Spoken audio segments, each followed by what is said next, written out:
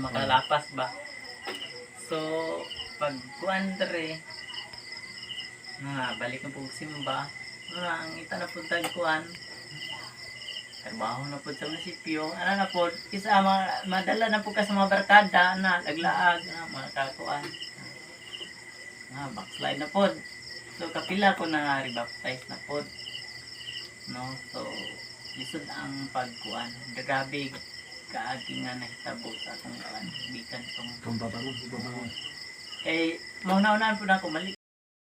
So balik na po ko.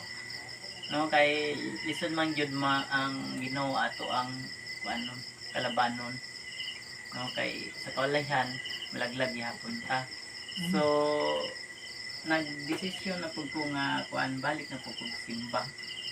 Mo na lagi kanang trabaho na to, ngita man tag kwarta. Kasi mga kuan pagsulay pod. So karon wala na ako nagkuan decision ko. Katong 2023 na dito na po nagsugod ako ang struggle na po niya papagasakit na ga problema na po kayo may kay ngano man kinahanglan natin man nun kuan pinansyal ana ba so grabing kuan daw makaanak ang saan man kuan grabing pagsulay sundan na po datong akong manghod ga wala po siyang kuan sarili ga wala wala ka orag yabang nga wala sa kuan. So dito ko na kuan nga grabing kuan pagsulay nung sa akong kinabuhi. So pero ang kuan ana wala ko ga kuan nga kalabanon tong Ginoo tungod sa kanang pagsulay. Ako ana nga giingon nang kuan. Tabang nilang din ko kay parang na baka linggawas anak na mga problema. So karon medyo naka-recover na kuan. No, na wala na talaga. Focus na ita.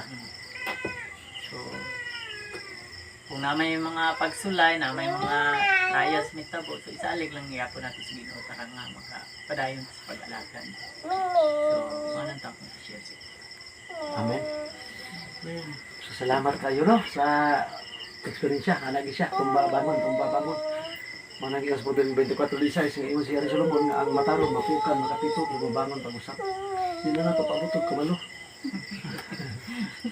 Para nga masud pa ta sa ang gulo sa ako. Kay lisod na.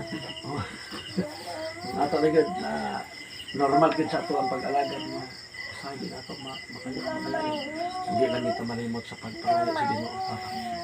Munang bulahan ka Rirole tungod kay ang tanlag matod pa sa Biblia, tanlag or konsensya sa Romano 1 na agapon naghikap nimo.